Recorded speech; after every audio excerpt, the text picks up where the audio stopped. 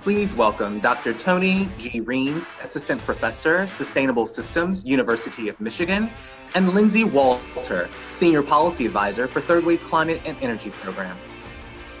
Good afternoon, and a virtual welcome to the University of Michigan. I am Tony Reames, an Assistant Professor in the School for Environment and Sustainability and Director of the Urban Energy Justice Lab. I'm honored to co-open today's Climate, Clean Energy, and Jobs themed session. In 2015, a colleague of mine, Diana Hernandez, published a paper in which she issued a call for energy justice. Her call acknowledged 4 basic human rights to energy: the right to healthy, sustainable energy production, the right to the best available energy infrastructure, the right to affordable energy, and the right to uninterrupted energy service.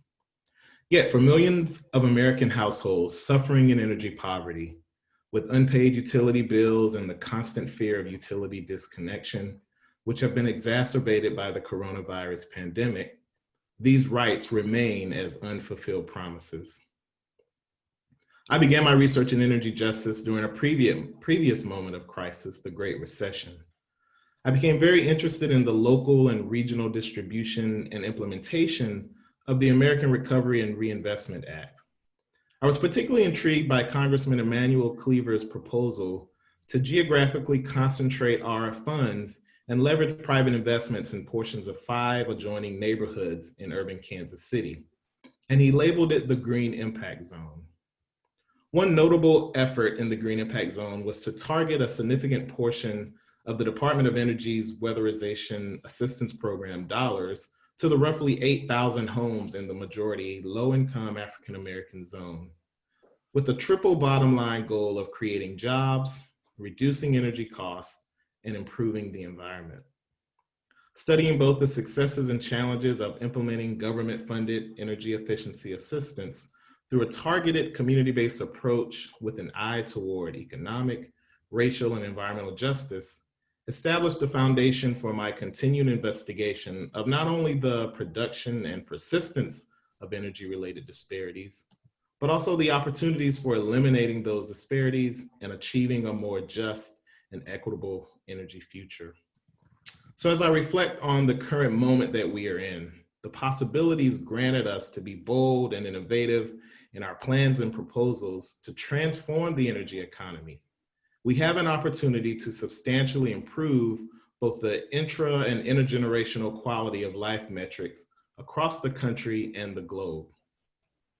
While the actions to address climate change, transition to a low carbon energy future, and create new employment opportunities will require individual action and household adoption of clean energy technologies, for these trends to actually materialize, new technology must be recognized as both cost-effective and socially accepted.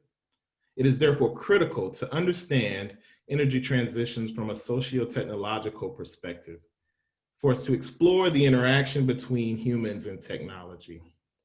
Moreover, if our transition is to be equitable or just, the implementation of new technologies, policies, and programs must consider the impact and include the participation of poor and other disadvantaged communities, all racial and ethnic groups, and people of various other identities and abilities. Again, I want to welcome you to today's Fastest Path to Zero session, and I hope in the not too distant future you are able to visit us here in beautiful Ann Arbor. Thank you. Thank you, Tony, for those excellent remarks. My name is Lindsey Walter, and I am the Senior Policy Advisor for Third Way's Climate and Energy Program. And I'm very excited that you can join us all today for day 3 to discuss the theme of climate, clean energy, and jobs. We tend to talk a lot about the well-being of future generations when discussing climate change, but this can sometimes skip over the people today. As we look to decarbonize at record speed, we shouldn't lose sight of how to do so in a way that's fair for all of us. We need to consider the potential regional disparities of the transition and people that are still reliant on fossil fuel jobs for their livelihoods. We need to ensure that the new economy provides good, well-paying jobs. We need to be thoughtful of the millions that are already suffering from a climate changed world. And we need to build consensus of how energy industry workforce will evolve amid the clean energy transition.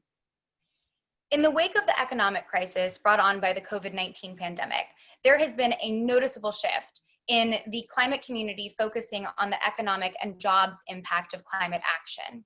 While these have always been important selling points for climate and clean energy policy, they hit home more now than ever. People want to know what kind of jobs we're talking about, where they will be and who will benefit from them. Will they be high quality jobs with family sustaining wages? What kind of training opportunities and workforce development programs will there be? What about folks that might lose their jobs? At the core of climate action, we are talking about a worker transition. Getting to net zero entails a major transformation of the entire US economy. There is no way around it. We will see an enormous expansion of existing clean energy industries like renewables and electric vehicles, and the rise of new clean energy industries like hydrogen and carbon capture. We will expand and adapt our infrastructure to accommodate these new technologies. And finally, we will reform our institutions to assess the climate implications of everything we build. In our journey to eliminate all emissions, our economy will look very different in 2050. But during big changes like these, we need to make sure that we leave no one behind. This transformation must be affordable and fair for all Americans. And this won't happen by accident. Historically, we have had issues transitioning large workforces into new industries. Vulnerable frontline communities, including communities of color and low-income communities, have not only suffered the most from the impacts of climate change, but have also benefited the least from economic transitions. They've also often been excluded from the conversation about how we should decarbonize. Workers who rely on current technology and fossil fuels are still skeptical that they will find equal or better livelihoods in the clean energy economy, and we must provide them with a clear and viable path to earn their trust. In order to ensure a fair and affordable clean energy transition, we must intentionally and proactively develop policies to consider workers, families, and communities. To create an affordable transition, we must guarantee that costs do not fall on those who are least able to pay. A comprehensive climate plan must look to keep costs of energy, transportation, goods, and services from rising substantially for American households and businesses that cannot afford it. And this is something that we can accomplish with smart policy. We can subsidize clean energy solutions with incentives, progressive changes in the tax code, investments in innovation and deployment, and a price on carbon to ensure that polluters and the wealthy pay their fair share and to safeguard low-income households. To create a fair transition, we must put Americans to work with good, well-paying jobs and ensure opportunities for all communities in the clean energy transition. Jobs in the clean energy economy must abide by high road labor standards. Impacted fossil fuel workers and communities will need tailored solutions to ensure they can maintain their livelihoods. This includes income and health care and retirement benefits while retraining for new opportunities. There will also need to be transition assistance for city and county governments that are losing their tax base.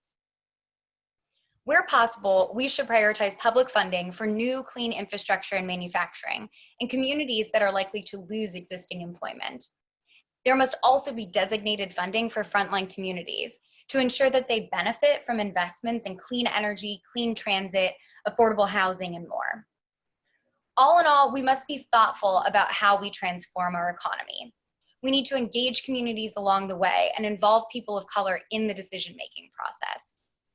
We need to empower workers and create thoughtful policies to overcome equity challenges. If we build a sustainable future this way, then we can fight climate change through a broad coalition, improving the lives of all Americans along the way. So now I'd like to introduce my colleagues Conrad Schneider from Clean Air Task Force, Lesley Jantarasami from Bipartisan Policy Center, and Ben Haley from Evolved Energy Research. Third Way, Clean Air Task Force, and Bipartisan Policy Center commissioned Evolved Energy Research to conduct modeling analyzing pathways for the United States to reach net zero emissions by 2050. In addition to the deep decarbonization pathways that we're modeling, we are also looking at the infrastructure and jobs impact of the clean energy transition. Today, we're going to show you some of our preliminary results on what we need to build and where in order to reach 0 by 50. And while we're only showing some infrastructure results today, the next step in our modeling is to look at state-by-state employment and GDP impacts of these infrastructure results. But still, the preliminary infrastructure results tell us this story of the enormous economic opportunity that comes with climate action. And there are 3 things that are clear even from our initial modeling. The first is that no matter how we get to 0 by 50, we need to build a lot of infrastructure. The second is that while there's opportunity for everyone in every state, the middle of the country will be the engine of the clean energy economy. And finally, we know roughly what we need to build on the supply side, but we can't forget about the demand side. Widespread consumer adoption of these clean energy technologies is absolutely required in order to reach 0 by 50. So with that, I'm going to turn it over to my colleagues to dive deeper on these 3 points. We recorded this last night, so I hope you enjoy. Thanks, Lindsey. In modeling the path to net zero by 2050, we tested a number of policies and technology assumptions, but they all mean that we will need to build a massive amount of clean energy infrastructure at an unprecedented rate. And consistent with the many studies that demonstrate that we will need a diverse set of clean energy technologies, we include such primary energy sources as wind, solar, hydrogen, and carbon capture, in uses such as electric vehicles, and supporting infrastructure like transmission, CO2 pipelines, and hydrogen pipelines. The analysis shows that we will need to scale up massively by 2050, even when we ran sensitivities on slower build rates and slower technology uptake by consumers. The first slide here shows the scale up of renewables, solar PV, and onshore and offshore wind. Even though with falling costs, renewables have been fast growing of late, we will need to accelerate their deployment even more to reach our mid-century targets. And the second slide shows the scale up of technologies needed to decarbonize the transportation, industrial, and power sectors. For example, electric vehicles, hydrogen, and carbon capture, whose deployment is just beginning.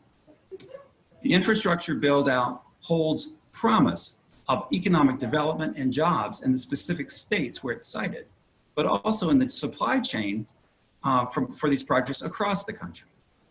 Can the necessary capital be raised and deployed in time? Can the supply chain be created and sustained? And the prospect of this massive build out also raises issues of siting, permitting, and social license of building this many projects, literally thousands of new facilities in a short period of time. Will local communities welcome or balk at and obstruct the development? We're investigating these issues. Thank you. As Conrad mentioned, the infrastructure challenge here, doubles as an opportunity. While it may be extremely difficult to cite sort of the scale of infrastructure we're talking about, success in that endeavor for, the country, first of all, in terms of meeting its emissions goals, but also for individual states is immense. I mean, we can barely fit these things on the same graph in terms of how many renewables we have, today and how many we need in 2050. So the opportunity certainly exists, and it exists sort of on a variety of dimensions, but it all follows the logic of sort of resource endowments, which is very different than the logic of the energy system today, right? The energy engines of the economy in the US today are places where we can extract oil and gas, right? And so, oil and gas is sort of the principal primary energy that sort of runs the US energy economy. In the future, that's all flipped in terms of what makes a state competitive in terms of being kind of the engine of the net zero economy. And one of the things that I'll talk about here is onshore wind.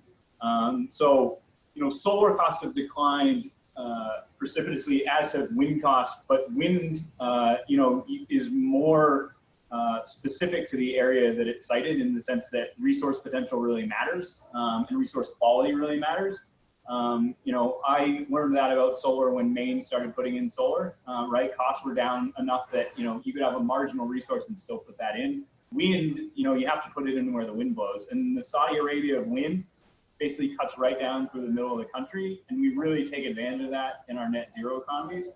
Showing this over time through 2050 in 5-year increments, you can see that growth. Basically, it's growing anywhere where there's a reasonable, quality of wind resource. But in the middle of the country, there's really high quality wind. There's a lot of available land. And if they want to site that much wind, there are a variety of mechanisms to basically move that energy from wind to the coast where a lot of it is ultimately consumed. A lot of studies have talked about, long distance transmission being needed to push energy in the form of electricity to the coast. We see some of that, but we also see different things like hydrogen production, where hydrogen is made out of wind. It becomes a feedstock for other zero carbon fuels. It's delivered as hydrogen.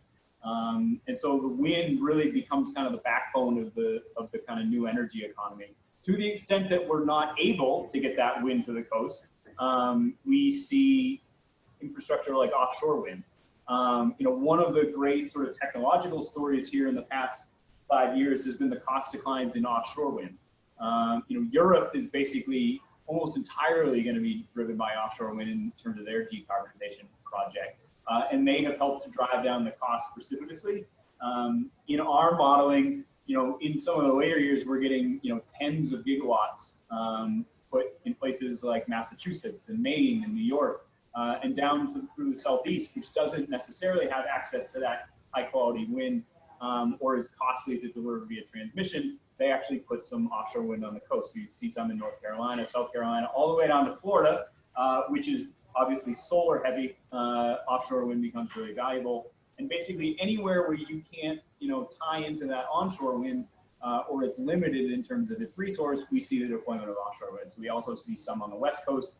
We see some even in the Great Lakes to the extent we can site it there, because that's a really high quality offshore wind resource as well. And so offshore wind, becomes a bit of the backstop in terms of resources for places that have, been thought of as very resource constrained, before we had this sort of revolution in offshore wind costs. That's really opened up decarbonization for places like Massachusetts and New York that, would struggle otherwise with, at least with renewable resources in terms of siting. I talked about, what we see in terms of using hydrogen to move energy from the middle of the country out. And it does that really using two primary energy sources. So it uses wind and solar in the middle of the country to produce zero carbon green hydrogen. It basically runs an electrolyzer and follows a renewable pattern and produces that zero carbon hydrogen. The second and critically important way that we produce hydrogen in the modeling principally is with gas, natural gas. So we have a declining demand for gas across basically all sectors of the economy. So we've electrified buildings. We're moving gas out of electricity. We've electrified some industry. What that has left is a huge tranche of really low cost natural gas. And one of the ways it can actually be utilized effectively in a zero carbon economy is we actually strip the carbon off of it. We bury it underground. So we sequester that carbon. And that blue hydrogen becomes a really important feedstock for other zero carbon fuels or just delivery as blue hydrogen. That can be a really, really low carbon feedstock. Again, because we can't deliver everything in the economy necessarily as electricity, and our fuel needs need to be made up with other zero carbon fuels. And so if we look kind of at the geographic logic of the deployment of hydrogen, as I said, it's going to follow that wind belt primarily, but it's also going to follow available sequestration and available low cost natural gas. And so that's why you see Texas has all of the above, but also places like Oklahoma and Kansas, again, kind of all of the above have access to all those resources and take advantage of that. And so you can see, again, the logic is sort of the swath in the middle of the country. There's a heck of a lot of opportunity for investment in some of these zero carbon infrastructure projects. And then finally, this is the zero carbon fuels. So in addition to the hydrogen story that I've been talking about, the additional piece of the zero carbon fuels is biomass-based fuels. And so if you see the growth, you see a lot of that in the Midwest, because that's where a lot of our biomass feedstocks are. You see also some of that in the Southeast. There are actually a lot of agricultural residues and things of that nature in the Southeast. Those become feedstocks for zero carbon fuels moving forward. And finally, as we've moved out of gasoline, that's actually reduced the demand for land for corn ethanol. and we actually replace that corn ethanol with a different energy crop, basically kind of transitioning that ethanol land, still using it for energy production, but transitioning it towards a net zero economy. And so places like Illinois and places like Iowa that currently have, a lot of ethanol, corn ethanol, we would see a different energy crop that would go to sort of different places in the economy, but still leveraging that, fundamental resource of high quality agricultural land. And so, in summation, you can see that sort of the rules have changed in terms of the geographic distribution of what makes a competitive state in that zero carbon economy. And, to the extent that we can leverage those advantages, for the country, the net zero project will be a cheaper project. To the extent that we're all meeting our own energy needs, that becomes a little bit more difficult. Inherently, this is a more diversified energy economy than we see today in terms of oil and gas. The concentration of that within fewer states is very different. Almost every state has some resource to contribute to the net zero project in the U.S., if you will. But you can still see a significant competitive advantage for some of the states that really cut in the middle of the country. So I'm going to turn it over to Lesley to illustrate one. Thanks, Ben. So Conrad and Ben both described how reaching net zero emissions by 2050 is projected to play out in terms of the infrastructure and the supply side of clean energy systems. But similarly important to consider is the demand side. Consumer choices and how quickly people adopt new clean energy technologies does have an effect on pathways to net zero. And looking at electric vehicles as an example, most of our scenarios are built around new EV sales per year ramping up very quickly over the next 10 years, and then also continuing along a substantial growth trajectory between 2030 and 2040. And this creates new load growth for electric utilities, and a key part of the economic equation for building all that new zero carbon and low carbon generation across the country that you saw in the results from Ben. So it's challenging, but there are reasons for optimism that we can meet these targets of adoption. So at the consumer level, the auto industry is rapidly approaching price parity, which is when even without subsidies, it will be as cheap or even cheaper over the lifetime of the vehicle to own a plug-in electric vehicle versus one that burns fossil fuels. And many market analysts actually view this as a tipping point for the industry. And as battery costs and technology breakthroughs keep happening, these analysts revise their date for price parity. And right now, the estimates are anywhere from the years 2023 to 2025. And this actually tracks very well with what our analysis says as when new EV sales need to ramp up substantially. But really, at the end of the day, we can't be absolutely sure that individuals and companies will buy and use EVs at the pace and scale that our modeling says needs to happen in order to reach net zero by 2050. It's slower consumer adoption of clean energy technologies like EVs will make reaching these climate goals harder. So policymakers should continually assess that risk, plan for that contingency, and consider ways to overcome the barriers to adoption of new technologies. This could be through incentives, technical assistance, education, and training. So a cross-cutting theme across all of our analyses that you saw today is that challenges are also opportunities. And so we have a lot of additional results and analysis, and we are going to be rolling these out over the next couple of months. This is just a snapshot of the insights that we gained throughout this modeling project. So we really invite you to keep in touch with us and to keep an eye out on the websites from Third Way, Cleaner Task Force, and Bipartisan Policy Center to stay in touch on what we'll be doing next. And now I'm going to turn it over to Lindsey for a quick recap. Thanks, Lesley. So a quick recap of the three main points that we covered here on our preliminary infrastructure modeling.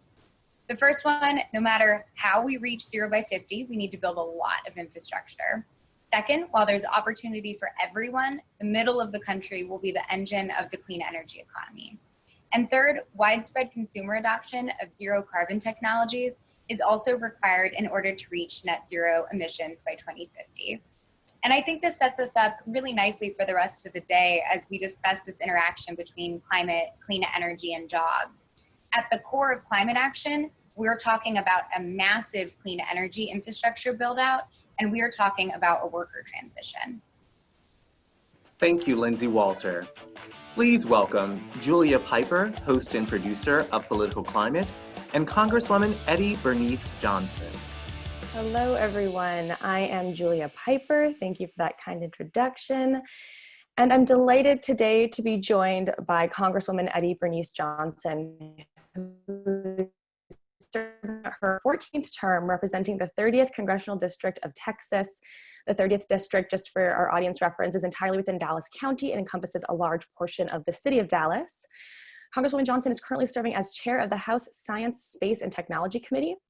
In December 2010, Congresswoman Johnson was elected as the first African-American and the first female ranking member of the House Committee on Science, Space, and Technology. So a lot of accolades, a lot of experience. We are glad to have you. Welcome, Congresswoman.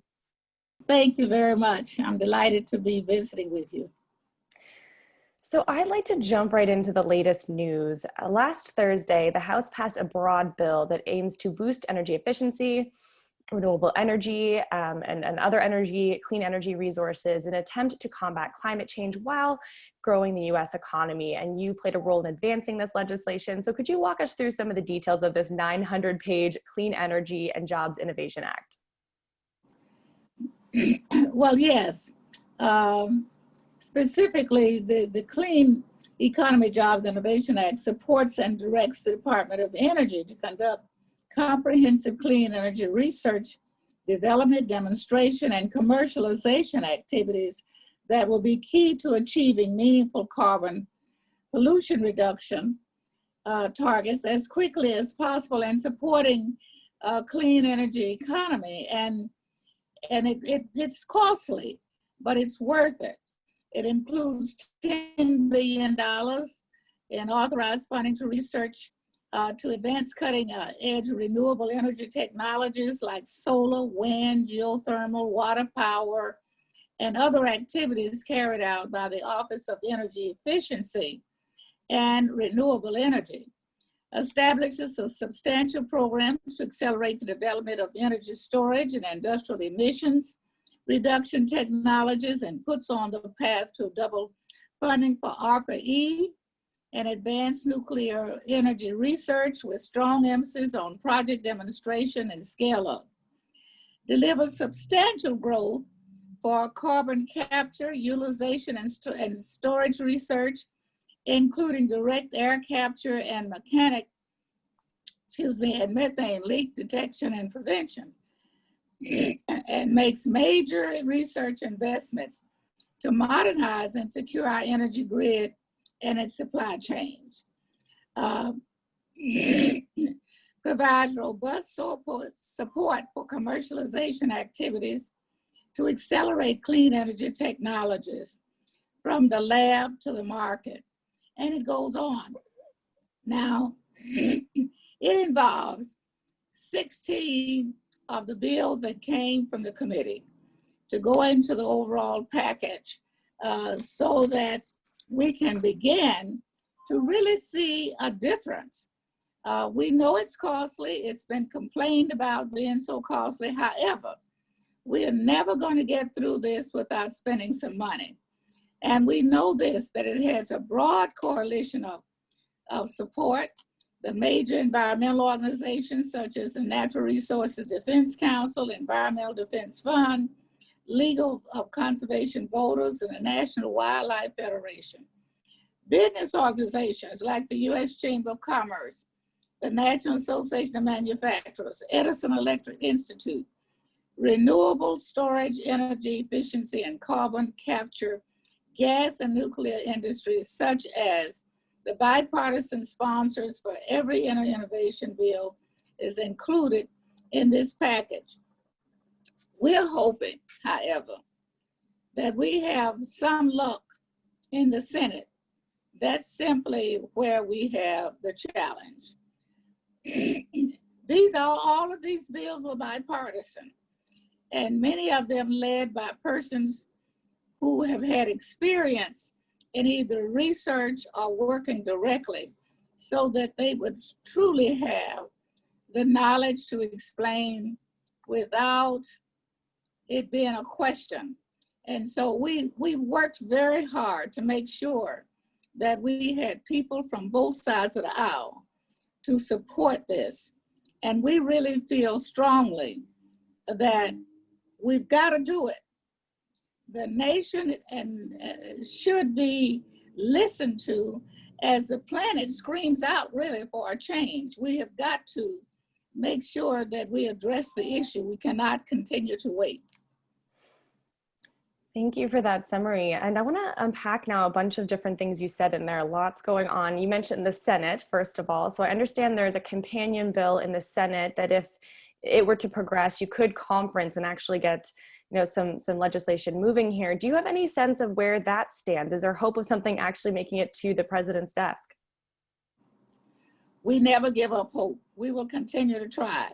There is some word. There's a possibility of a companion bill which we can put into conference and work through. We know that probably this will not be a perfect bill, but it will be a good start. We're willing to sit at the table and negotiate if they are willing to sit at the table to negotiate. We cannot throw the towel in.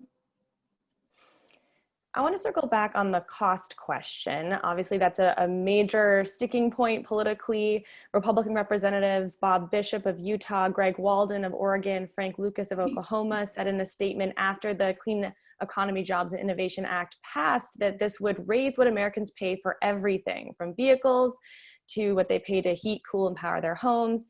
You noted that there is a price tag associated with this bill. Taking it out of Washington, how do you then talk to your constituents about this? How do you convince them that this is the right way to spend dollars right now amid a pandemic? It is not easy. However, I think that the pandemic has shown that neglecting a problem makes it more costly. We are dealing with this virus now because we didn't deal with it earlier and didn't put in measures in that we could have. So now we're dealing with not taking a stand early.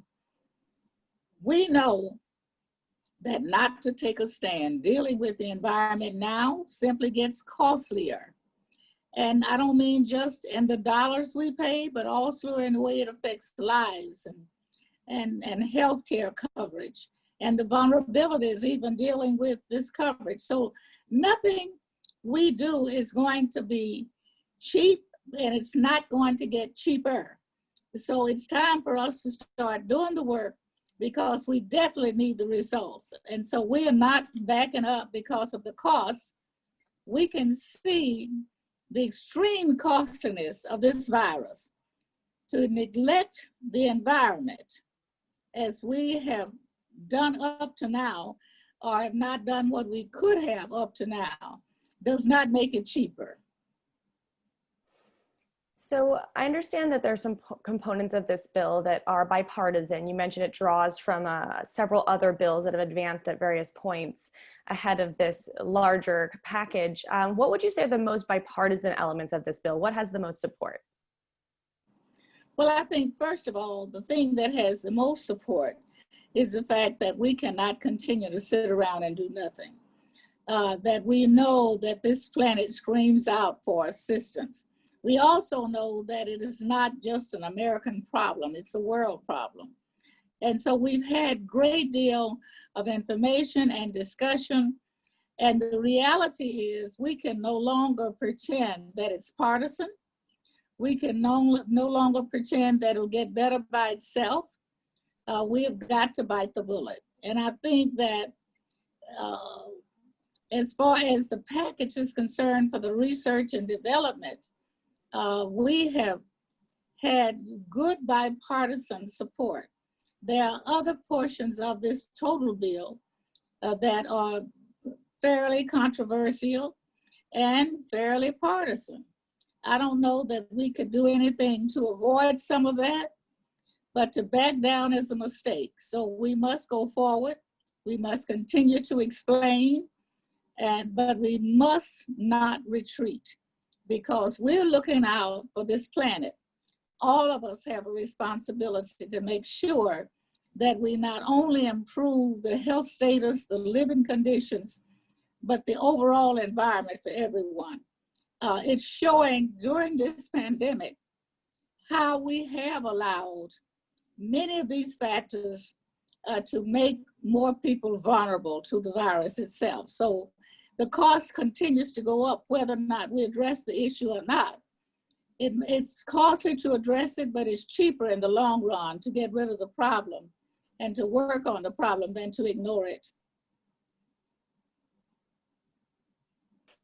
I know, we always have difficulty being proactive like that. We like to put off the hard work sometimes, I know.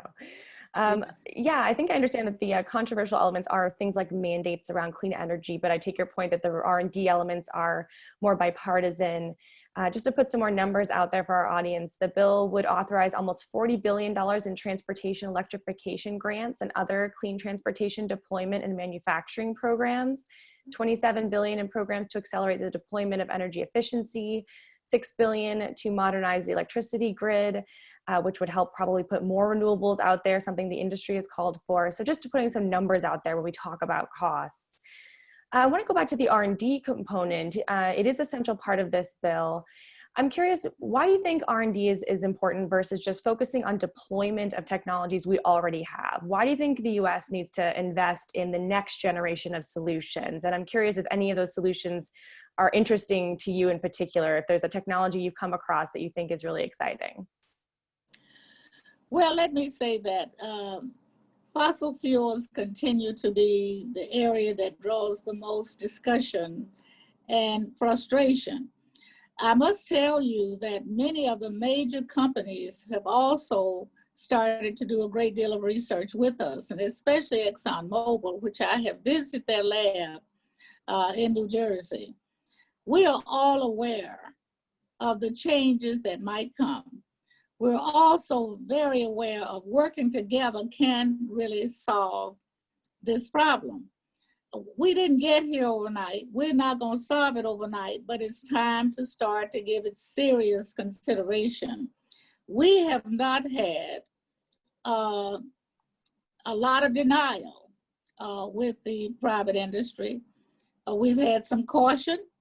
We've had a great deal of encouragement, and so we move on. We're facing reality. There are so many things that research has caused us to understand much better, and so that's what we've got to use here. We're talking about science, not politics, but pure science, and using that as our backdrop.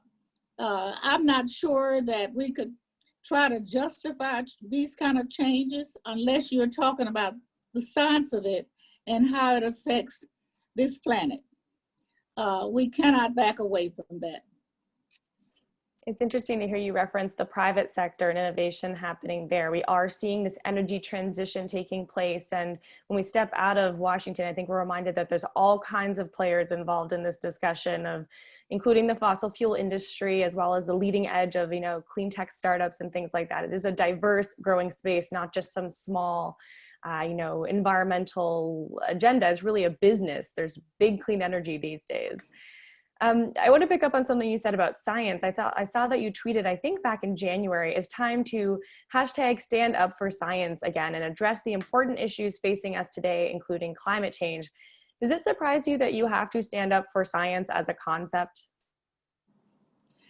Yes, because I have been on this committee a long number of years, and prior to becoming chair, the 6 years prior, it was almost an anti-science attitude on the committee.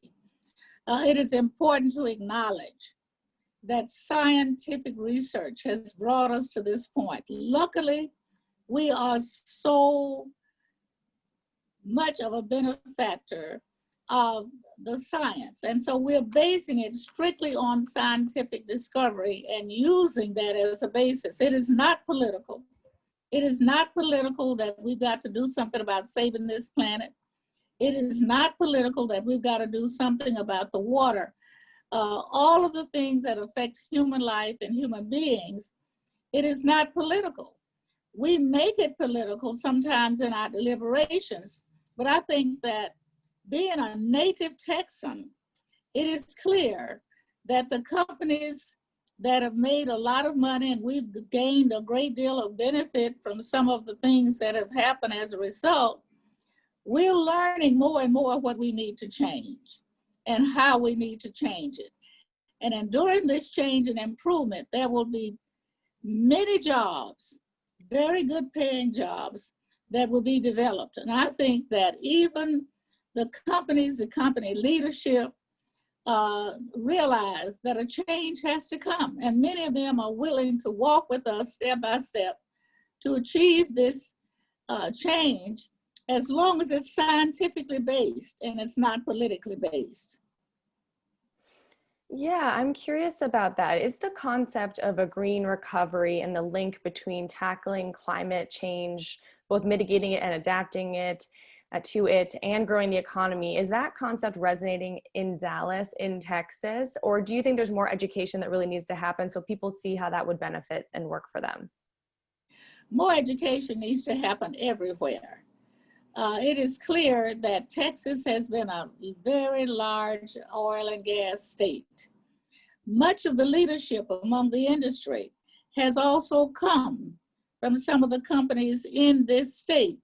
And so it's not a roughshod. It is not a false way of moving ahead. It is not a false way of changing how things are being done. It is a scientifically based strategy to move forward so that the planet can get the benefit and the people on this planet can get the benefit. It is possible. It is possible without doing away with jobs. It increases jobs. It might cause a different type of ability, but the people are available to move to this level. And through technology and science, we will be able to achieve this. It is not unachievable. It is costly, but it's worth the investment when you compare the impact it's having on the human planet, the humans of this planet. It is worth the investment. And so that is where this is the justification that we use. And we try to make sure that it's scientifically based. We try to make sure we have the best qualified witnesses to come before the committee so that we are dealing with scientifically based information. We are not playing games. It is not just political. It is to look out for the future of this planet. I'd like to shift gears a little bit out from the science and technology component into a more human aspect of this. In recent months, there's been a spotlight put on police brutality and racial justice issues more broadly, and the climate space is not immune to inequities, both in terms of how people are affected by climate change and in terms of the problem and how the problem is addressed and making sure that the solutions actually work for everyone. As the first African-American and first female ranking member of the House Committee on Science, Space, and Technology, I'm curious how you think about the intersection between racial justice issues and climate action.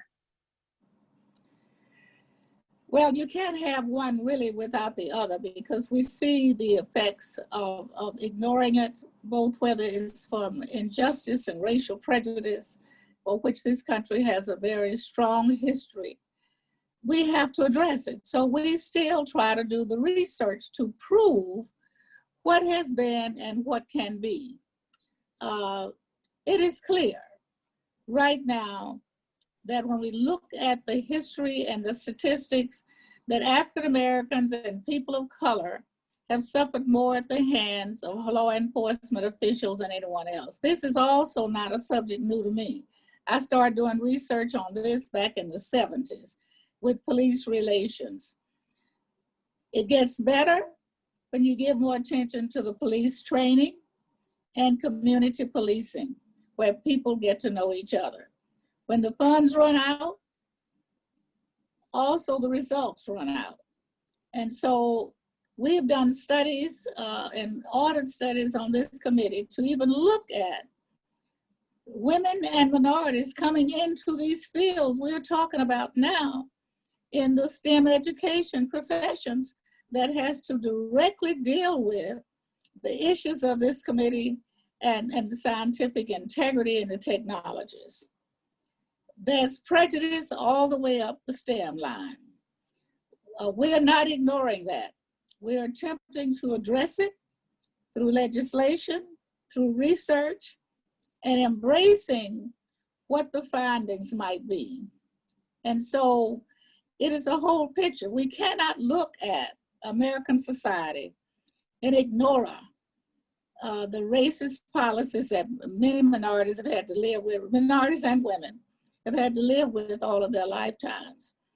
Who has lost? We've lost that talent.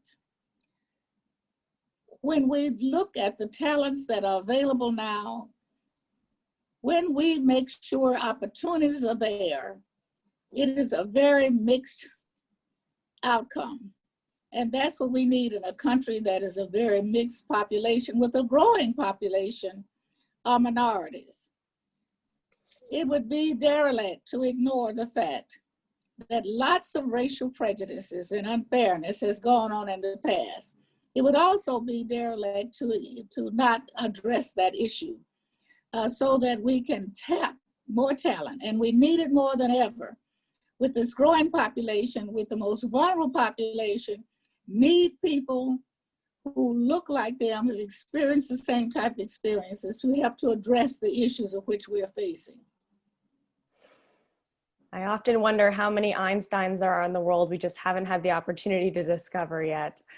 And we should also acknowledge that during the pandemic, it has not proven to be a great equalizer. In fact, it has disproportionately burdened people of color, and women in the workplace are also facing some hardship as a result. So it's going to be an even greater challenge, arguably, going forward to address some of these issues. On the solution side, I do know that I believe the Congressional Black Caucus unveiled the Jobs and Justice Act of 2020 just in recent days. Can you touch on that, please? What does that offer? Yes, that offers what we've been asking for the last 25 or 30 years, and we introduce it each time we get a point where we know nothing else to do, but it never goes really into law. I don't know that you can find any African-American elected official that's in touch with their communities in this nation who have not introduced legislation to deal with portions of this issue for the last 25 to 30 years. For the most part, it has not become law. And so now it is a real big educational component so that others can see that it's not just an outcry. It is a fact, and we've got to deal with racism. We've been so accustomed to it until we don't notice it sometimes. But African Americans do, just as others. And so as we move along in this society, we've got to continue to educate. We've got to continue to speak out for fairness and justice, and speak out also for the results that it might bring. There's a very outstanding young African-American woman who has come up with the vaccine, some of the vaccine technologies, but you don't see her face. You don't hear anyone talking about it. There's also a very able researcher out of Houston, Texas, who has come up with a home testing kit because we had so much difficulty getting testing into the African-American community that were also considered the most vulnerable for this virus. And so it's very things like that, that if the public had a knowledge of it, they would understand that for the most part, you find even people who've been deprived of opportunities, giving their best to be a part of the team that has the answers. And luckily, we do have some very leading people, very successful people in this country who recognize some of that and attempting to give more opportunities in that area. When we look at people like Bill Gates, who has put millions of dollars into research and helped around the world, it's a great example of someone who understands that when you have these injustices, you don't get the best from your society.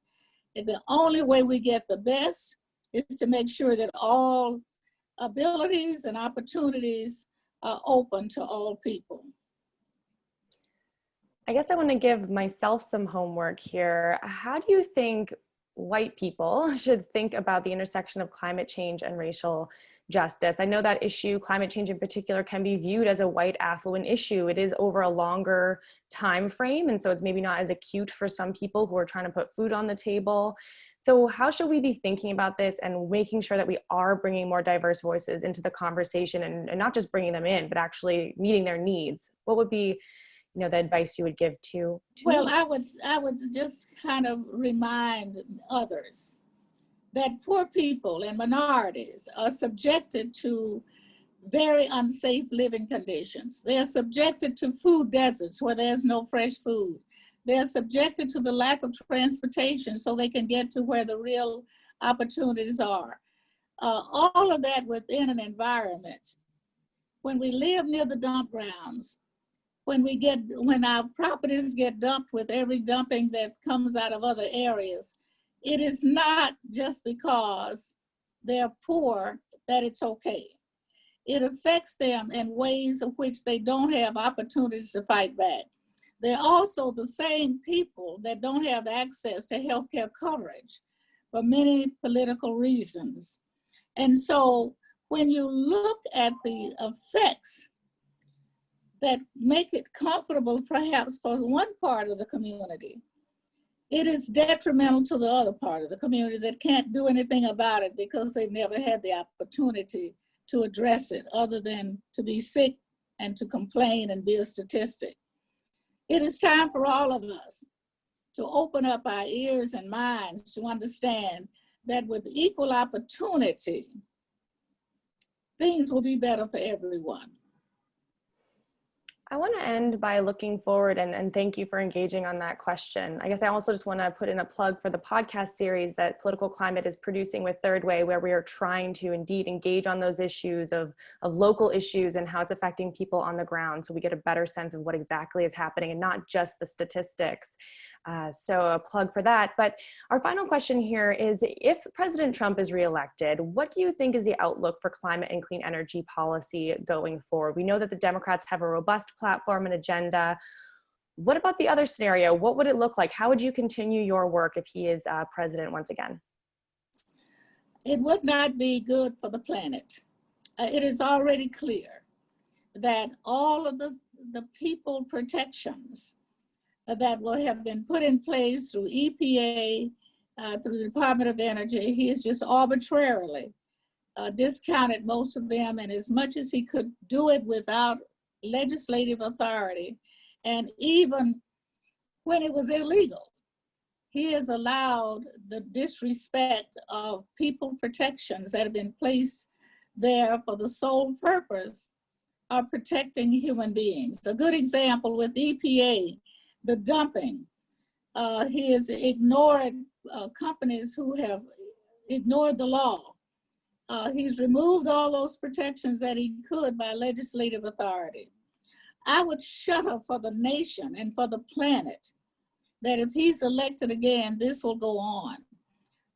Even if we get a majority in the Senate and have a majority in the House, he still has the ability to manipulate just as he's doing now, the protections that are put in place for all people, not based upon color, but based upon protection of health and existence. It has been a dismal picture of what President Trump has made American people put up with, and especially low-income minorities who cannot fight back. So I don't really see a great future with the lack of understanding and the lack of caring that he's expressed during this 4 years. Well, we've had some hopeful notes around innovation and now some more somber notes around your work and the outlook that you see there. But we'll have to leave it there. Congresswoman Bernice Johnson, thank you so very much for speaking with me. Thank you very much for the opportunity. Thank you, Julia and Congresswoman Johnson. Please welcome Monica Medina, founder and publisher of Our Daily Planet. I'm Monica Medina from Our Daily Planet, a daily environmental e-newsletter, and I'm thrilled to be hosting this panel discussion on making climate action equitable. Our panelists are fantastic, so let me give them a quick introduction and then we're going to jump in. First, we have Lieutenant Governor Mandela Barnes from Wisconsin, who's a New Deal leader. Michelle Martinez, the Michigan Environmental Justice Coalition statewide coordinator. Nathaniel Smith, who's the founder and Chief Equity Officer of the Partnership for Southern Equity, and Jason Walsh, the Executive Director of the Blue Green Alliance. Welcome to all of you, and thank you so much for participating in this panel. I'm going to just jump right in with questions because we only have about 30 minutes, and this is a really big and important topic. Climate change is happening now, and it's wreaking havoc with many frontline communities that are finding themselves disproportionately impacted by fires and flooding and heat and storms and pollution, all of which are associated with climate change. On the other hand, there could be a silver lining. Dealing with climate change, both the mitigation and adaptation to climate, is an opportunity too for job growth, and these can be good new union jobs. So let's take a look at all of these aspects of the climate equity issue. First, let's take a look at the problem. Let's take a step back and figure out, how did we get here? We are a country with the best environmental laws in the world, the most comprehensive environmental laws of any country in the world, and yet we have systemic climate and environmental injustice. So what are the patterns and practices that have led to this inequity, and in climate change, both impacts and in how we mitigate climate change? I want to ask Lieutenant Governor Barnes and Nathaniel Smith to take this one. Lieutenant Governor Barnes. Yeah, thanks so much. I think the short answer is, putting profits over people's well-being. That's how we got here. And a lot of it can be attributed to not necessarily knowing what some of the impacts would have been as it relates to certain industry. When communities are faced with certain challenges, you can look at the Industrial Revolution and how people got new jobs in different industries that they hadn't had before, but nobody really assessed the environmental impacts. People just knew that they were getting jobs and money was being made. Then down the line, once some of this started to become understood, I think it's how that was how it was handled was the real problem. You think about whether, air pollution, water pollution, in what communities this stuff was happening, it was typically the lower income communities, as it is today, as the communities of color that still deal with these disastrous impacts of pollution and climate change issues. And because it was those communities that were primarily being impacted, it was sort of ignored because none of this stuff would be able to happen without recourse in wealthier neighborhoods and communities that are predominantly white. So I think that, again, it comes to an issue of priorities. Are we going to, were people going to make money, or were they going to worry about environmental hazards? But I think it's important for us to realize that we can both be profitable and we can do things that work to reverse that environmental harm and also make sure that we are leading, charting the path for a cleaner, greener future. That's so true, Lieutenant Governor Barnes. And I guess, Nathaniel, I want to toss it to you and say, did the laws just not matter? Have they not been protective enough? Do we need new ones? Well, I think we need more than new laws. We need new values. And Dr. King talked a great bit about what he called a values revolution. It's always interesting when we begin to talk about the nature of our economy. A lot of times we start with the Industrial Revolution, but America started to become a global power because of cotton, not just because of industry. And I think we have to go even further back and understand the role of chattel slavery, and its influence on really putting us on the path to extreme extraction, right? The extreme extraction of labor, which of course were slaves, and land, which came from indigenous Americans, really began this process around the need for growth by any means necessary. And when our most vulnerable were impacted by this need for growth by any means necessary. Our planet was impacted by that as well. So there's always a connection, in my opinion, between the two. And now even more so during these times of COVID-19, where again, our most vulnerable are being affected the most by the virus, and even more so the uprisings that we're beginning to see around the country because of America's original sin, structural racism. We're beginning to see now again this confluence again around, you know, and really the question that we have to ask: can we really become a more sustainable community? Can we truly mitigate our climate challenges if we don't also work to mitigate structural injustice and structural racism? And I would submit to you that we can't. So for me, it is more than just about policy, right? I mean, policy is very important, but policy is just a reflection of the values of people in power. And so we have to begin the process of moving forward to influence those values. Yeah, it's always true that people can find a way to work around laws, but if we have the right values and we look out for the long term and for the less powerful in our society, we'll do better. And if we haven't done that, we haven't solved the climate crisis and we haven't solved the environmental injustice in this country. It's so true. I want to give Michelle and Jason a chance to jump in if you have anything to add. Yeah, thank you. And thank you so much for starting with values. I mean, the system of environmental racism really is deeply embedded in our society.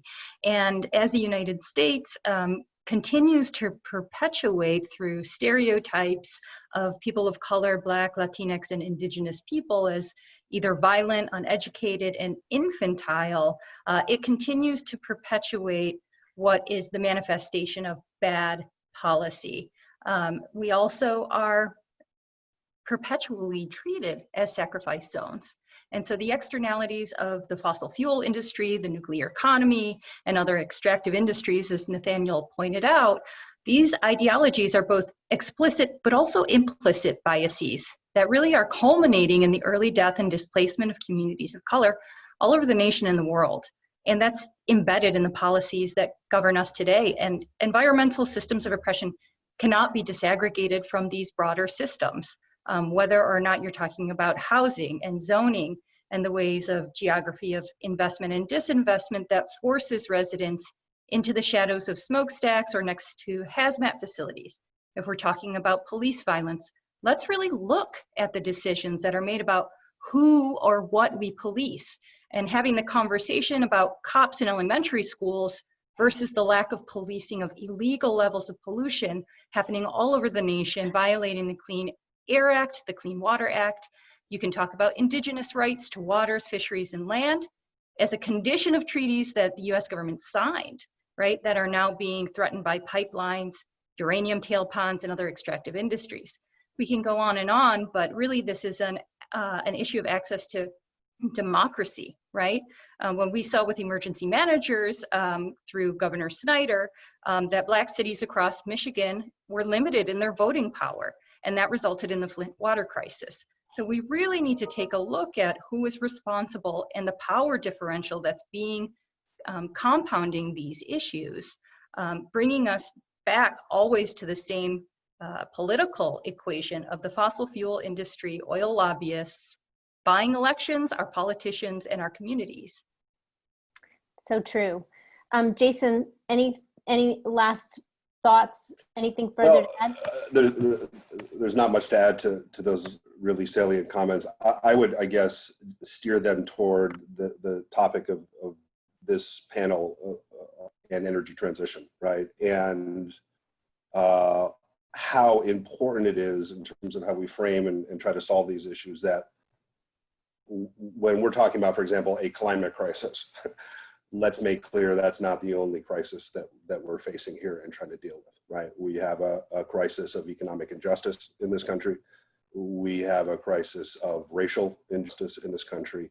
And we need to be pursuing solutions that ideally address all of these crises in tandem, right? So, for example, when we make public investments to rebuild and make cleaner this country's infrastructure, let's make sure that all the jobs that we create are high quality jobs. Let's make sure they're accessible to all Americans. Let's target a sizable portion of that investment to build clean infrastructure in communities that have been on the hurting end of our country's legacy and history of injustices and disinvestment. We've got policy tools to make this happen, so let's use them. Yeah, absolutely. It's shocking to me that during the pandemic, one of the biggest things that's been cut by state and local governments, because they're kind of they're strapped for money, is things like weatherization programs that help families and communities that need this, and to save money, and it's beneficial to the climate. So I want to take a minute and go back, Michelle and Nathaniel, to hit on something that you talked about, this change that we're seeing now, this growing awareness. There is, I think, such power in the Black Lives Matter movement, in what's been happening in social justice, particularly on criminal justice reform, but it hasn't seemed to transition over or to break through on environmental issues. How can we do that? What do you think it will take? Flint did it for the time that Flint was in the news, but what else can we do? How else can we raise this issue up? Well, for me, I think, again, we have to go back to the pattern of traditional environmental organizations who have rather seen communities of color as seen and not heard. I think it's easy to talk a great deal about how the Black Lives Matter movement can communicate better to communities that in many ways have been extractive in their own ways that they've engaged communities of color around environmental issues. I think that the first thing that has to happen is that the broader environmental community has to look in the mirror and ask themselves whether they've created spaces and opportunities for people who are struggling for their own humanity to have a chance to sit at the table, or even in a more transformational way, to sit at their table, so we can begin the process of thinking through a better path forward.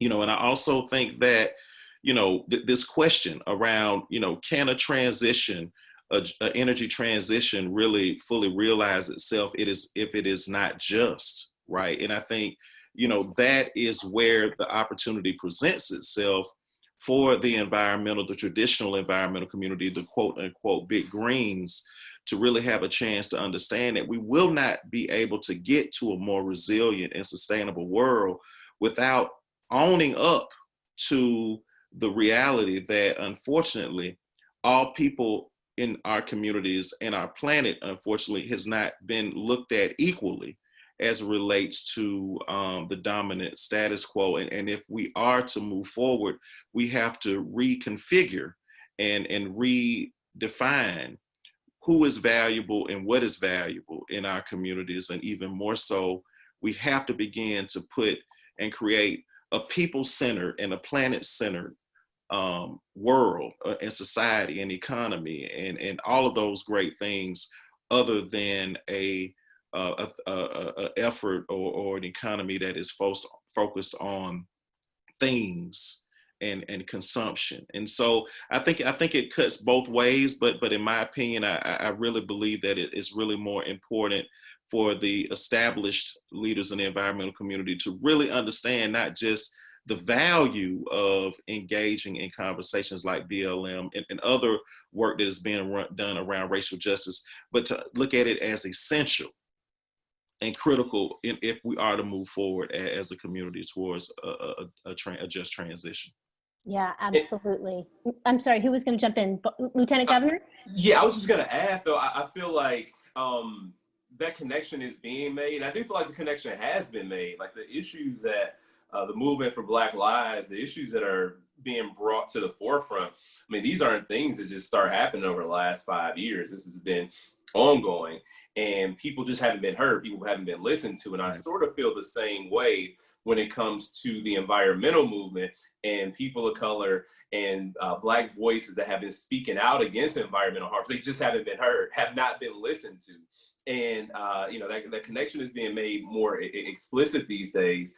I think about a conversation I had, 'cause it comes back down to leadership too. And I had a conversation with one of my former colleagues who is a friend of mine. He's on the right side on these issues. He is somebody who's always ready, willing to learn, want to take on the big challenges. But as the chair of our task force, I was just calling members, and he's on the task force, and he thanked me for the environmental justice presentations that we had over the course of these task force listening sessions and public meetings, because these things hadn't hit him. He hadn't fully grasped the idea of environmental justice and how indigenous communities, Black and brown communities, lower income communities are all dealing with climate change. He came from a perspective of this is just the right thing that we need to do for the planet, but not necessarily recognizing the challenges that marginalized communities have been dealing with at an even higher level. And so for him to have been involved in this work for decades and not necessarily have made that connection. And he is a person with the purest intentions. And you can only imagine someone who does not share the same intentions that he has when it comes to listening to communities that have been suffering. Yeah, I would add that, we all owe a debt of gratitude to every single person who are boots on the ground right now in the movement for Black lives. This movement has kicked open the door of possibility and opened up the eyes of so many Americans to finally see what people are experiencing every day in Black and brown communities, right? And police violence, the disappearance of Indigenous women. And I think being able to bring together the issues of environmental justice have happened, for example, in New Jersey, where they just passed a bill on cumulative impact, which is the first time in a decade or more that they have been really fighting for this on the front lines. And finally, the awareness of some of our lawmakers has opened up to create that possibility. But I think there's a deeper problem here, right? A recent study come out in the Energy Research and Social Science magazine found that 0.12% of funding since 1990 was spent on the social science of climate mitigation, while natural resources and technical sciences received 770% more funding.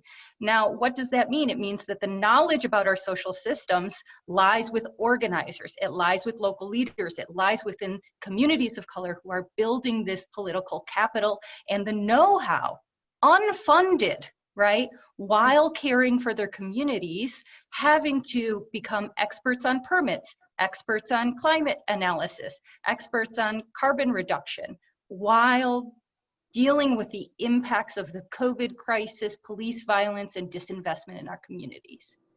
Yeah, Michelle, I'm going to come back to that in 1 second because I have been thinking about that a lot lately. But I wanted to say just the one other thing that I would add as a former government person is that we in government, and Lieutenant Governor, you run your task force, so I know you're working on this. We need to enforce those laws that we have in the communities where they're not being well enforced.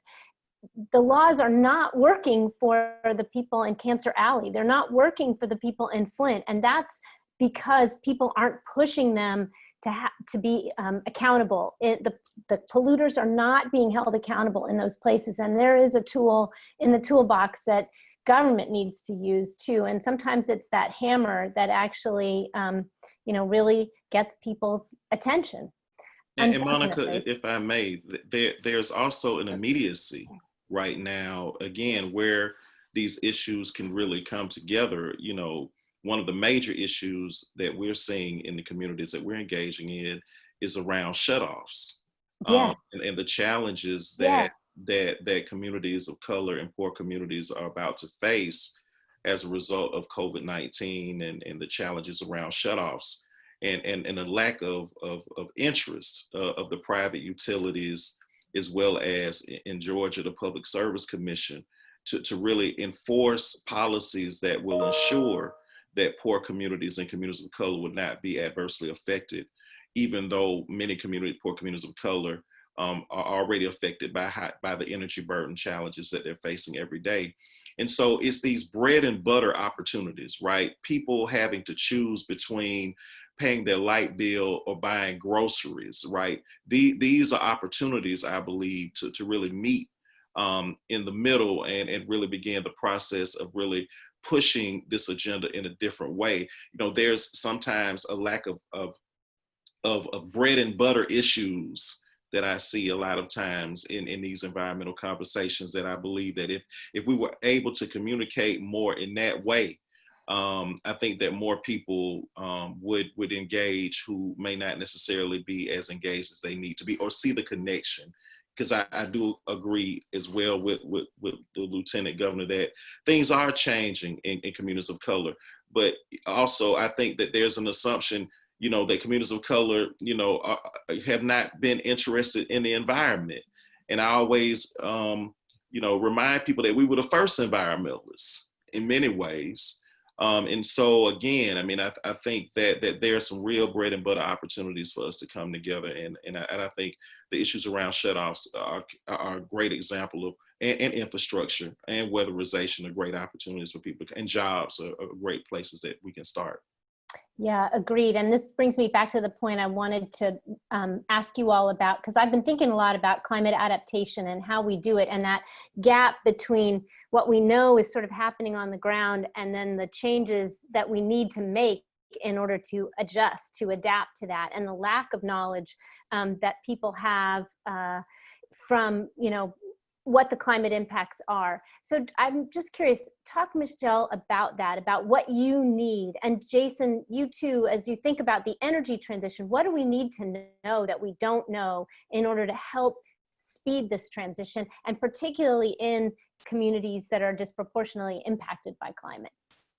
Yeah, I'm glad that you brought up energy, Nathaniel. You know, here in Detroit, we did a health impact analysis on the energy system in Southeast Michigan, and great research from the University of Michigan saying, you know, we consume less energy and pay a much higher proportion of our income on that same energy than our suburban counterparts. You know, we experience death at a 2 times rate than our suburban counterparts due to downed power lines from aging infrastructure.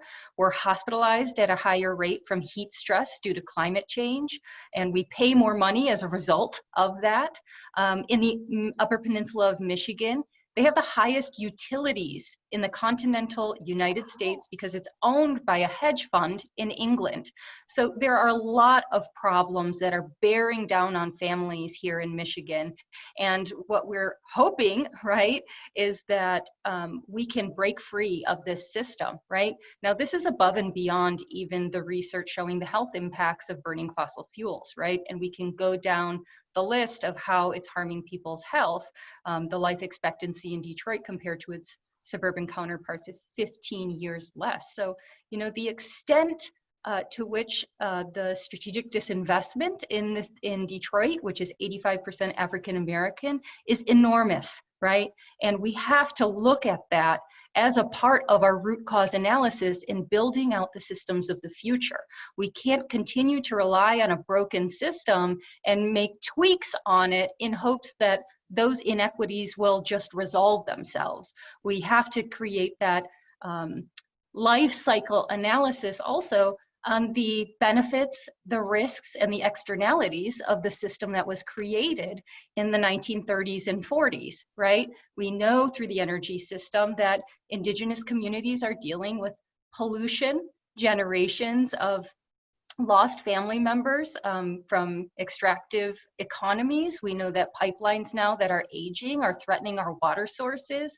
We know that the facilities in River Rouge, Michigan, for example, are a large portion of the tax base and could threaten the very life of the municipality itself. So a just transition is absolutely necessary. And as a part of that just transition, we must look at the root cause analysis and do the life cycle analysis necessary to break that replication of the same system. So Jason, I want to take that and turn it to you, because that's the opportunity as well, right? With good jobs and the potential for transforming these communities and creating jobs and making workers safer. Can you talk about that? Yeah, and let's start with the notion of good jobs, which is, as you know, are made, not born, right? And we can't confront a problem unless we name it. And one of the problems that we name in terms of our work at the Blue-Green Alliance is the obstacles that workers face in emerging clean energy sectors when trying to organize and bargain collectively with their employers. And the evidence we have after more than a decade of the full-scale deployment of clean technologies. In the solar and wind sectors, we see union density of only roughly 4 to 6%. In EV manufacturing, Tesla, which is the biggest player, has resorted to outright union busting and has racked up exponentially more OSHA violations for worker health and safety problems than any of its competitors. So we need to just start from the premise that union jobs with strong workplace protection should be the norm, not the exception in the clean energy economy that we are building. It is an ironic and I think disturbing fact that many of the jobs, if not most of them, in fossil fuel sectors are higher quality and offer greater job security than jobs in clean energy sectors. And much of that is due to the fact that union density is 2 to 3 times higher in fossil sectors. So we have to close that job quality gap for policy reasons. We also have to do it for political economy reasons. I'd also make one more point. We need to recognize as we make this transition to a clean energy economy, the more that we can do to retrofit and repurpose and clean up our existing energy infrastructure and retool our existing manufacturing base to meet our clean energy and climate goals, the more likely we are to make this transition without big layoffs and economic disruptions. And that's enormously important at a human level, at a policy level, at a political level. And a part of that recognition, I think, is also we have to move fast, but speed and justice are not always compatible. And particularly as we make a transition of an energy economy that is so fundamentally a part of our broader economy, we need to do it right, and sometimes that'll take time, particularly when it comes to transition. Yeah, completely need to be careful and mindful about making that transition, because otherwise we'll never get there. We will never get the political will to make it. Lieutenant Governor Barnes, I wanted to ask how you're doing it. I'm looking for bright spots now. We've talked about the hard. Where do we see successes happening? You're running your state's task force on climate action. How are you taking on these issues, and are you seeing successes? Yeah, so a big part of taking on these issues is making sure that people at the table, especially those who kind of talk around each other, talk over each other, or talk about each other, but not in the same space. So on this task force, we have environmental advocacy organizations. We have people who've just been on the ground organizing, the constituency groups, and we also have utilities. We have labor on this task force as well, because we want to be able to facilitate the most impactful conversations. And, that is key to helping us get to where we need to be, because, many times folks don't always get to hear each other's perspective. Now, at the same time, you still have to push forward. Like, I have my ideas, I have my things that I think are important. The administration, we have our things that we feel are important, starting from the baseline of our 100% goal by 2050 is something that I think we should absolutely push to move forward, get that done as quickly as possible. Just because the executive order says 2050 doesn't mean we don't push to get that done 15 years earlier, because I think that's absolutely the route that we need to go. But in having these sort of conversations, we've been getting we've been getting a decent amount of attention about it, because we are leading with environmental justice. We are talking about the things that had not always been talked about. We're talking about making sure that communities are being made whole, whether it's with the jobs portion of it or whether it's safe, walkable communities, so that we can lessen our reliance on fossil fuels, so people don't always have to get in a car to drive to a grocery store, for instance. So it's very small steps that help make the difference. And like you mentioned earlier about government intervention and using the hammer, I mean, sometimes I think it's important to employ that tactic because, you know, they used the hammer when it came to people who use drugs.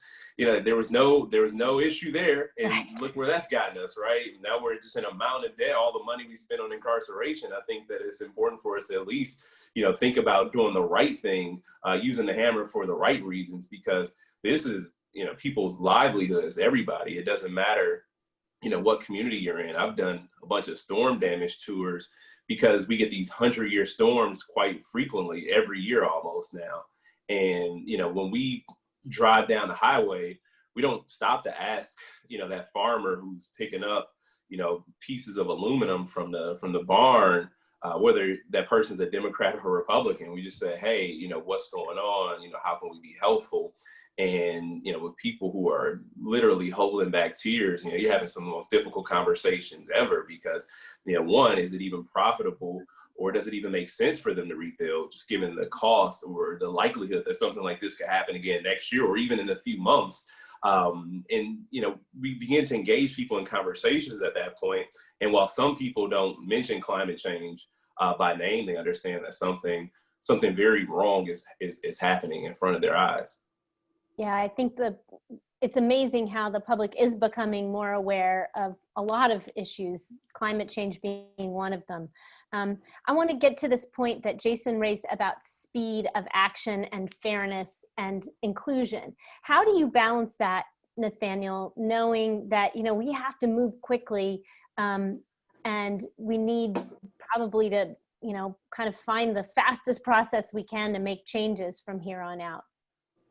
Well, it's tough. I mean, one of the sayings that I always say is that time can be the enemy of equity. And what I mean by that is that in our rush towards innovation, we minimize our ability to make progress as it relates to the systems and structures that are in place. We can see that through the COVID-19 response, where we had a rapid response investments all around the country to support our economy. But in many ways, it reinforced the systems and structures of injustice because we did not take time to step back and look at the system, the scaffolding that was being utilized to get money out into the community. And so as a result of that, a large percentage of African Americans who initially applied for PPP funds did not receive it, right? So there's this balance that we have to really ensure around time and justice. And if we assume that by moving quickly, that we'll get to justice, I think that is I think that's a big mistake. And because it doesn't give us an opportunity to really take a step back, even though there is an urgency, right, of us having our need to move forward and make changes happen. And for me, I think the way that you, in many ways, balance that out is by understanding that the people that are closest to the problem are actually closest to the solution. You know, creating opportunities for communities to be engaged. My organization that I'm a part of, the Partnership for Southern Equity, spends a great deal of time in helping to facilitate what we call the civic infrastructure of communities of color around advancing energy equity and climate justice, you know, whether it be through our Just Energy Academy, where we're training communities of color around the South to engage in energy equity issues, or through our deep organizing work that we call We the Plug, though, which is really focused on shutoffs and other challenges, or the work that we're doing at colleges and universities, and in particular HBCUs, to keep that same energy effort where we're engaging students of color and people of color who are student age to get more involved in this issue around the just transition. I mean, we've got to do all we can to ensure that diverse voices are at the table, and not only at the table, but also positioned to dictate what is on the menu. And I think it's really important for us to understand that. And I believe that that's a great way to balance this tension that we have between, you know, the time and justice. Well, we're almost at an end here. I think we have a minute or so more, and I want to just toss one last question to all of you. tell me something that is working in your community or your state with your organization that we could try to scale if we had the chance going forward. I'll start with you, Michelle. Yeah, I mean, I'll just say that civic infrastructure absolutely hits the nail on the head, right?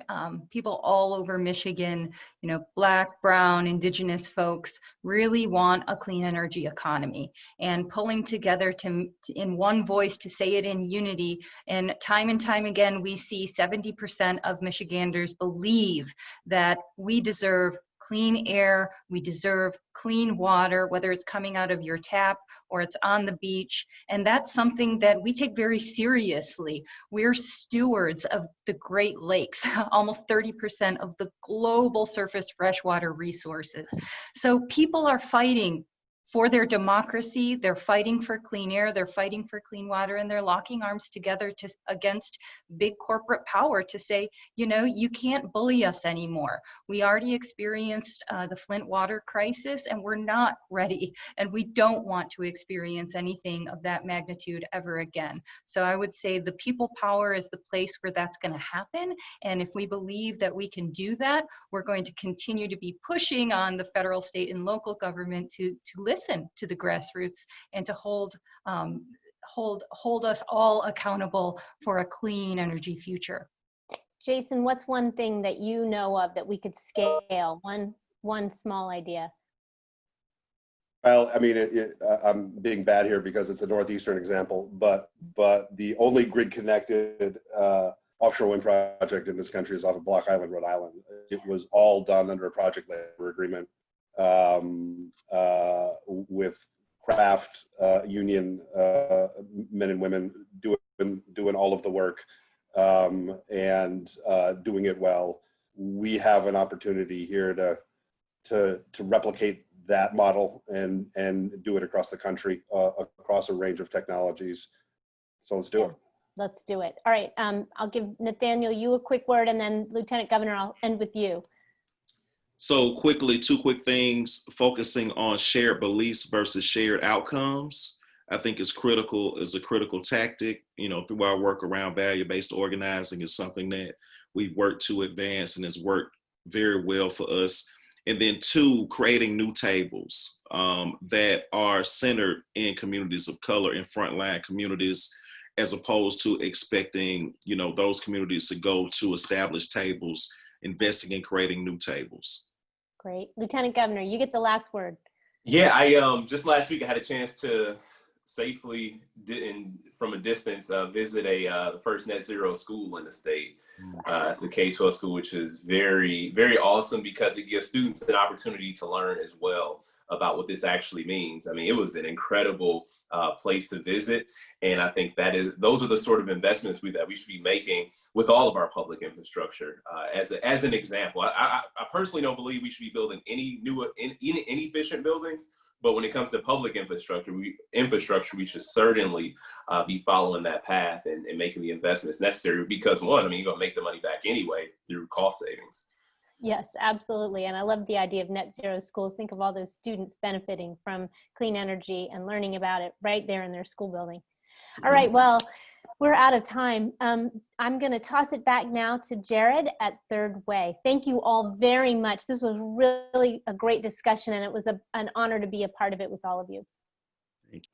Thank you.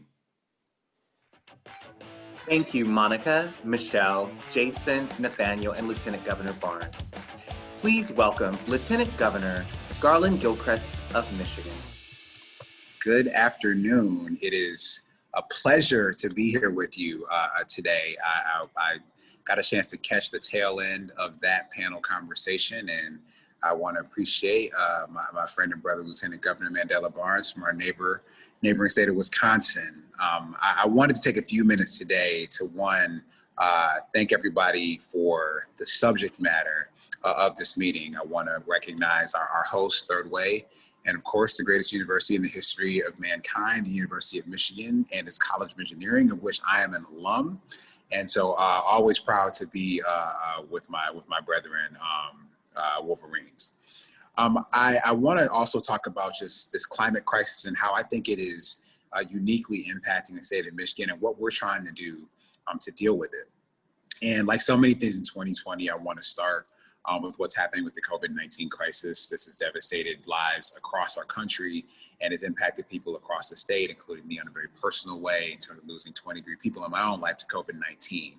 But one of the things that has been true and that's been really, I think, brought to a head is the fact that environmental factors, I think catastrophes of environmental injustice have contributed to some communities, and particularly communities of color in places like Michigan, to be uniquely vulnerable to contracting this particular novel coronavirus and from dying from it. I look no further than my own city where I live, Detroit, and the zip code that I live next door to that has the highest presence of upper respiratory infections and asthma in the state of Michigan. And that is not something that, you know, was ordained by God. That is something that has happened to people because of the choices and the locations of, you know, companies that are emitting enormous amounts of pollution into the air that children and adults are breathing on a daily basis. So that's contributing to that vulnerability in a way that certainly I'm trying to help our state respond to through our Michigan Coronavirus Task Force on Racial Disparities that is looking at, along with some of the other things we've done on environmental justice as an administration, to try to respond to this. I'm also mindful of the fact that in the midst of the pandemic, we also were faced with historic flooding in mid-Michigan, a once in 500 year flood event happening in Midland. And I went and toured the impact and the damage and the devastation that happened to that community. And that's just a couple of weeks ago, was back there again to try to help with the cleanup process. This is something that is real, and we're only going to see due to the climate crisis that has been exacerbated by both ironically and paradoxically human actions and human inaction, that we have work to do to protect our climate, our planet, our communities for generations to come. That's why this past week, our administration announced the My Healthy Climate Initiative, which is really putting the state of Michigan on a path to be fully carbon neutral by 2050. This will protect our public health, this will protect our public safety, this will create and inspire a clean energy economy that will create jobs, opportunity, educational pathways to success for people across our state. And we've joined now 8 other states in making this commitment to 100% carbon neutrality. We don't have time to waste. We need to get to work on this right now, not just for the sake of our climate and our planet, but we need to get to work for this for the sake of our people. Our people, as one of the panelists said, are hungry for this kind of change and hungry for the investment that it required, not only in infrastructure, but also that it will require in our people and the human capital that makes our state such a fantastic place. The science is clear. You know, the climate is changing faster than it has ever changed at any point in our history. And this global climate crisis is going to impact every aspect and element of our lives. So actions like the ones that we're committed to taking, starting right now and over the next 10 years to reduce these harmful impacts of climate change, we think will help result in steady progress. And it will give all of us in Michigan a chance to understand and seek out what our role to play in this future is going to be. You know, I also announced that Michigan will aim to achieve a 28% reduction below 1990 levels in greenhouse gas emissions by 2025 as part of this My Healthy Climate Plan. So basically what I'm saying is, in a nutshell, when we combat climate change, we are improving the health of almost every person in every community in the state of Michigan. And we're actually saving the state money, millions of dollars when it comes to health costs annually spent in our state and the infrastructure savings that we'll see over time. We owe it to our children like my twin 7-year-olds, children like my 15-month-old daughter, and our grandchildren, to leave them a cleaner, safer, healthier Michigan, country, and planet. So by taking action today to combat climate change, we're investing again in this opportunity to create a new vision of the economy. This requires imagination and muscle. This will frankly, I think, build on Michigan's, already pretty strong clean energy economy. We lead the Midwest and are currently home to about 120,000 clean energy jobs. But states that commit to clean energy transformation goals are the ones that will attract new jobs, new people, and they'll attract new businesses in renewable power, energy efficiency technology, and climate resilience and climate change mitigation strategies. Many Michigan companies like General Motors, Ford, Switch, others have committed to using more renewable energy and taking bold action to protect the environment. Actions on the state level will build on these private sector opportunities to make sure we reach these aggressive goals. And I want to say, even just as a personal point, I'm on my third plug-in electric vehicle. And it's something that I think we are making more culturally understood as a pathway to understanding not only how people can change their individual mobility practices, but also how we can better leverage, even in the midst of a pandemic as safely as possible, the shared mobility infrastructure that we will need to ultimately reduce the footprint of our transportation sector. Our administration understands the need that we need to act immediately and that we need to act swiftly to reduce the threats of climate-related disasters. Climate change is eroding our coastlines in the state of Michigan in an alarming way that I've visited, particularly off the coast of Lake Michigan, wiping out infrastructure, exacerbating pollution, and attending health risks, especially within communities of color. We understand that we have to act right now to make sure we can reduce these climate-related disasters' impact on our lives, that we can actually save lives, because this has real consequences. My Healthy Climate Plan is a step in this direction, but it's not going to be the only step we take. Future generations of Michiganders are going to look back and say, what did we do in 2020 to stave off these crises and then to try to stop them and reverse them? I hope that all of you will join our administration, will join Governor Gresham Whitmer and myself in saying that we are going to stand tall for Michigan and stand tall for our communities and make sure that we address these in an equitable way, responsive to the unique needs of all of our communities across the state of Michigan, from Black people in Detroit to our tribal nations in Northwest Lower Peninsula to those in the Eastern Upper Peninsula, to making sure that we all can work together to keep our Michigan clean, healthy, and strong. So thank you so much for including me in today's event. Thank you, Lieutenant Governor Garland Gilchrist. Please welcome Dr. Ellen Hughes Cromwell, Senior Resident Fellow of a Clean Energy Economy at Third Way. Hey, hi everybody. My name is Ellen Hughes Cromwell. So glad you could join us today. What a fantastic set of panels and discussions. I'm going to talk to you a little bit, maybe 5 minutes, about our first ever clean energy survey that we conducted in July. We wanted to take the pulse of clean energy businesses across just about every sector of the economy. And if we go to the next slide, I want to tell you, we actually had over 250 responses to this survey, which was phenomenal. And we got a lot of really good kind of key takeaways. Here's 4 of them. And just so you know, on our Third Way website, we have not only a memo, but we have some blogs about a lot of the content from the survey. We did have so many businesses take advantage of the valuable Paycheck Protection Program that was part of the CARES Act that was passed early on in this COVID recession. We did see and hear a lot from businesses about the fact that they were really in, a world of hurt, given how severe the recession has been. And they probably have to take some additional actions going forward if we don't get more fiscal stimulus coming out of especially the Senate. We had 2/3 of the businesses say that their customer orders were either delayed or postponed. And they told us a lot about what they expect from policy in the months and years ahead. If we go to the next slide, you'll see a simple bar chart that shows here that 80% of the businesses that we surveyed indicated that they had either a moderate or a large negative impact from the pandemic. Next slide.